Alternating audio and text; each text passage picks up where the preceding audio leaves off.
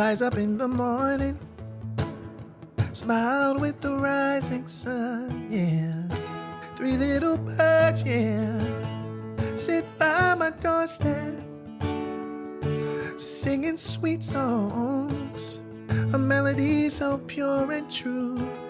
Oh, this is my message to you.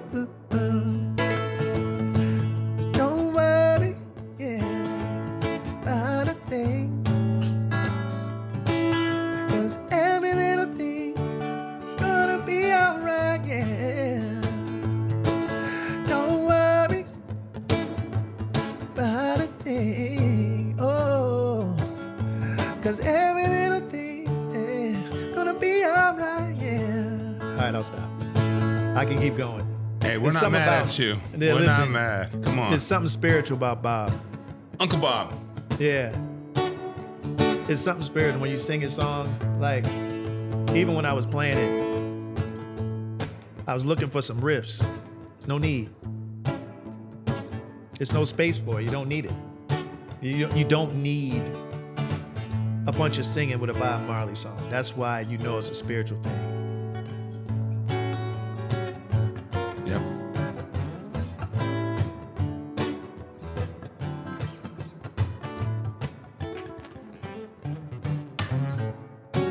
Yeah.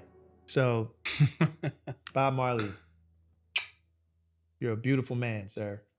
Thank you for making the music that you created for us to live life through. That's the beautiful thing about music. It's timeless. And with a good song and good melody, it will last throughout generations.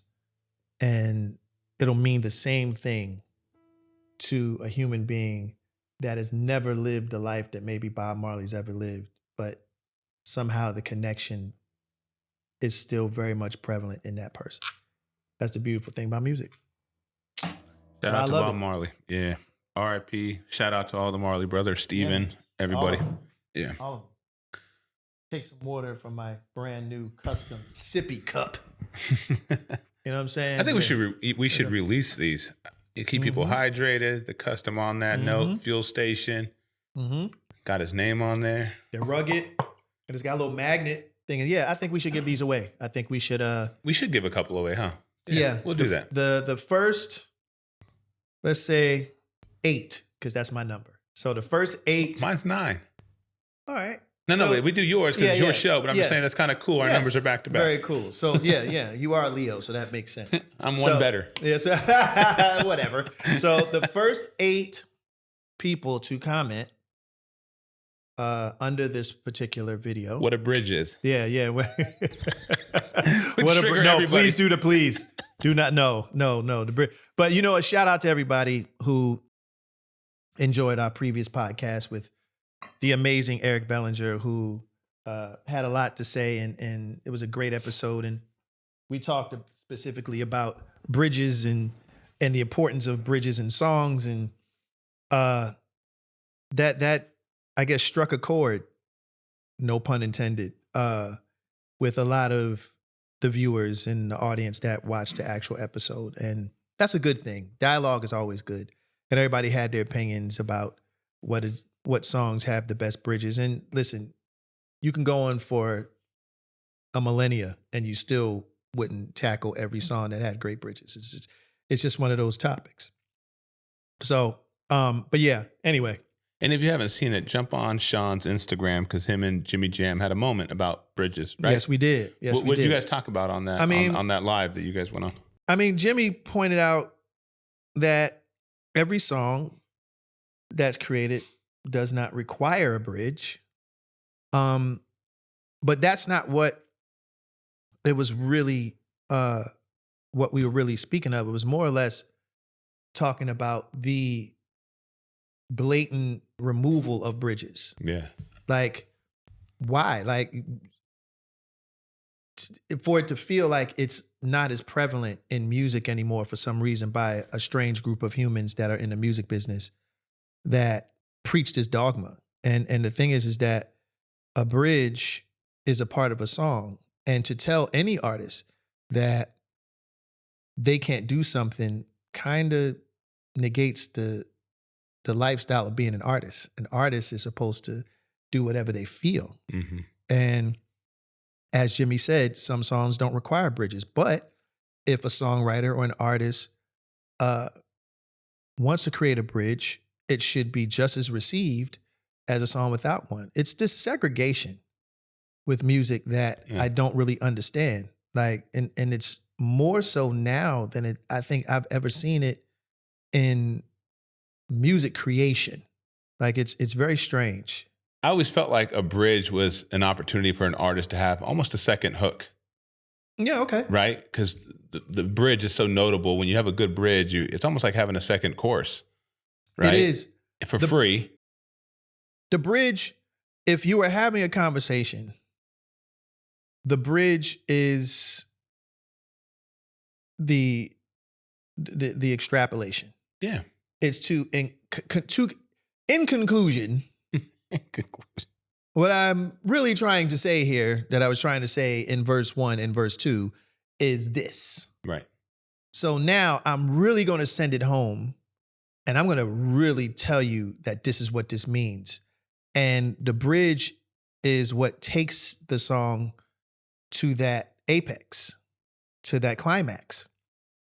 And we all love climaxes. Yes. So it's one of those things where it's like, it's one of those things. But I will say that I think a lot of apprehension behind making bridges, and people going to call it a slight, but call it what you want. But I think it's because a lot of producers and or artists don't know how to take a song to the next level, because artists aren't taught how to bring a song home.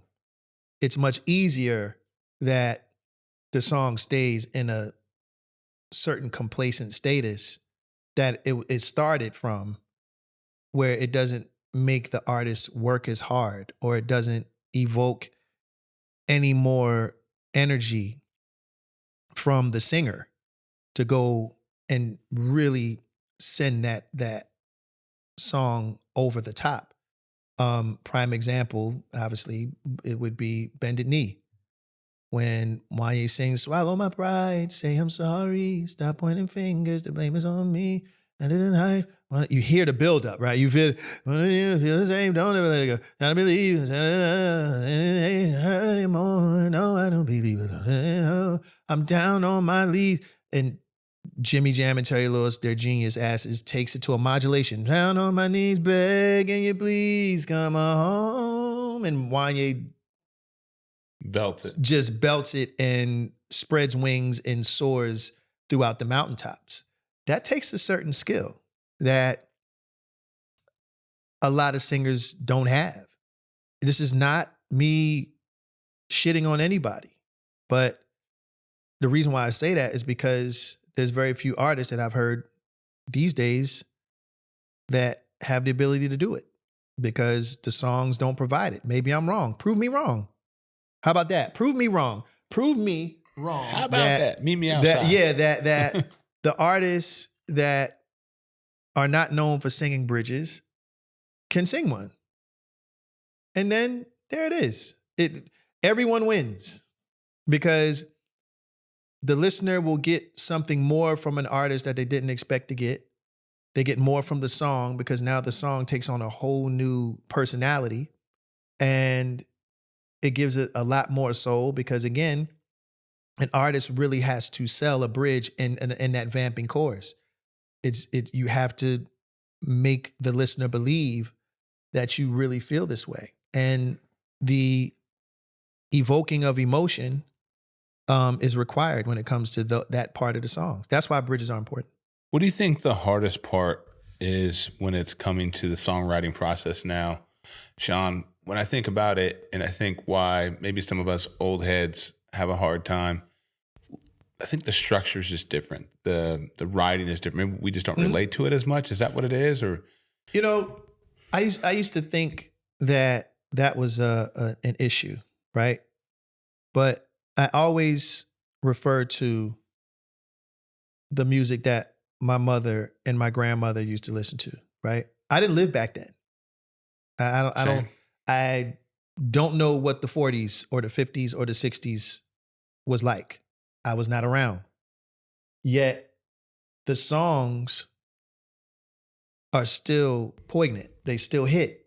True. Why is that? It's because the songs still have a relatable essence to it that allows me to feel what they might have felt. Even if I didn't live it myself. That's what makes a great song. It transcends time, generations, age groups, any of those things. So I just think when people say that, I think it's an excuse and bail thrown to songs that actually are mediocre. Because songs that are good, it doesn't matter when they were written or who they were written by. It's a good song, and that's really all that we care about. Do I relate to it? Can I connect with it? Does it make me feel something?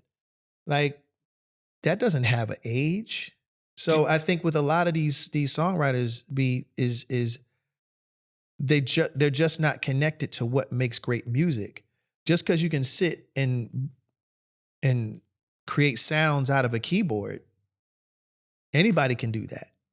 But to have intention behind the song and have anima within the song, like it's palpable, like that takes a little. It takes a little more. Do you think the change in the business of music changed all the songs? 100%. Like we did this last episode. I'm comparing a lot of things to the NBA for some reason because I think I love the NBA. No, it correlates. Because I loved the NBA so much for so long. You know, from the minute I watched my first game, I loved it. And now it's hard for me to watch. I have to force myself to watch it. Me too. Because there's no strategy. There's no game plan. It's just whoever can make the most shots that day. And I understand that's the goal of the game in general, but there was more of a strategy behind making the most shots and playing defense and stopping and all that kind of stuff. Is it the business of the music that has changed the songwriting process, or the songwriters and the musicians just don't take the time to perfect the craft and really structure the music the way it should be? No, I think it has a lot to do with the infrastructure. The way we consume music provokes a certain way artists and songwriters make music. If the new game in town is, let's get a bunch of streams, you can't get on these playlists without this type of song, with this type of algorithm, then songwriters who love to do it but don't want to do anything else and have bills to pay are going to concede, going to acquiesce to that format. So it's the business that changed. The business changes. The business changes everything. It changed basketball. Yeah. Like once big money got involved, that means people that are money people put their hands on something that they have no idea what this is about. They don't understand it. That's why basketball is the way it is, because there are corporations and people that are in on it for money. Yeah. They don't give a shit about the game. And it shows. Say what you want. It shows. Well, the ratings are down. The ratings are down for a reason. Like they're basketball, just like music, it connects to your soul. It connects to your spirit. It's the reason why we watch sports. We are inspired by the athletes that we see on the screen. We get emotional about our teams and about the effort that they put in and all those other things. When we don't see we will fight a player. Yeah, well, yeah, right. When that sport or when that song is void of emotion, it shows because people don't support it. Yeah. The NBA, they got some struggles, but I think music, it does too. But it's, people say, well, there's a lot of ways to stream it. I'm like, that's a bad argument because the NFL's on 37 different networks too. You got YouTube, you got. It's so terrible. There's a Netflix game this year and the NFL ratings are just fine. So it's the product issue. But even that though, Brian, like guys, you're squeezing blood out of a turnip. Like, I can't watch normal Sunday games without subscribing to This is a whole nother argument. To this streaming service. And then I got to get on this streaming service for Thursday. Then I got to get on this streaming service for Tuesday. Shawn, you need Paramount, Netflix, Amazon, YouTube. What's the other one? There's 5. And then you need regular TV. You need the bunny ears. You need the antenna. Come on, y'all. What y'all doing? Honestly, it's like... Tell us it's not about money. Yeah, tell us it's not about money without telling us it's not about money. Yeah. That's like, it's such an obvious money grab for everybody. Everybody saw this hype of streaming and things of that nature. And now everybody wants in. And we're the victims because we're the ones that have to pay for all this stupid shit. And it doesn't make any sense. Like it is literally running around in circles. And the same thing with music. It's like the music industry started to dwindle when, again, people who don't understand music got their hands on it. They're just strictly looking at it for their own purposes. You cannot tell me that this makes sense. 1 million streams and the artist gets $7. I don't know what the exact number is, but you understand what I'm saying. Like it doesn't make any sense. And who came up with this math? And meanwhile, Spotify makes billions of dollars off of streaming and off of advertising and off of the audience, which the advertisers are advertising to, that they don't split with the artists. They don't split with the producers. The labels are in on it, so they get their share that they don't have to share with the artists. I'm simplifying it all, but that's pretty much what it is. And the artists and the artistry suffers because here you got a bunch of people in a room. It's like a rat race. And everybody's eating each other. Yeah. Trying to get the most streams and write the most music. And it's ridiculous. And it takes away from the heart and the soul of what music is. That's why artists will never be able to stop touring. Because the only way to make money is merchandising and touring. Because they're not going to make it off streams. And some of them don't really make the proper amount of money with that either because there are such things as ancillary deals, which is 360 deals, which the labels get pieces of that shit too. So depending on what you sign is based off of how much you make. And there was a time where songwriters actually could make a living just off of writing songs. Yeah. Just to be a songwriter, you ain't got to be a singer, you ain't got to be an artist, you ain't have to be a producer, anything. Just writing the songs. Look up Diane Warren. Yeah, and you'll see what I mean. She was a songwriter. Yeah. That's it. And she got more money. More money than Jesus. Yeah. It's crazy. She's well paid. Yes.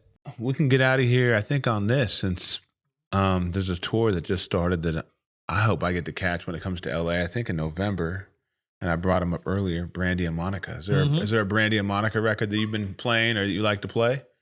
We can head out on that one. I mean, if you're looking to find the love that will stand to the end of time, baby, relax your mind and love's here. Yeah, yeah. I'd do anything, I swear. I'd take the pain and the hurt, you won't understand. Once would be nothing, I put that on everything. Under the sky for you, yes I was. At the edge of the earth I go to see you. This is true, if you're anywhere and I'm not there. But think one thought of love and I'll be there. Oh baby, if you're looking to find a love that will stay to the end of time, baby, relax your mind and love's here. Yeah, I'll do anything, I swear. I'll take the pain and the hurt, you won't understand. Once would be nothing, I put that on everything. yeah. So there you go.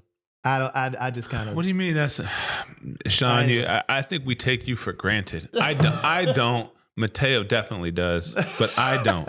You're incredible, man. I love you, bro, and I'm so happy that we're on this journey together. Shout out to Brandy and Monica. Congratulations on the successful tour. You guys are tearing it up too. I love y'all both, and I hope to see the show. I hope I'm in town when it's in LA. We'll love to see it. What was Boyz II Men's first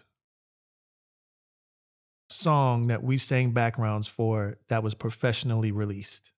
If you can find that out, DM it, and we will give you one of these. 8 of them, 8 people, because we can't give 1,000. That's why you have to DM it. Don't post it on the post. Don't post it. DM on that Notes Instagram page. Find out the very first professional song that Boyz II Men recorded, because we did one, and I'm not gonna. And it was right before we came out with our music and did our thing with Motown and got signed and all that other stuff. Name the song and the artist that we did the backgrounds for, and you will get one of these. That's it.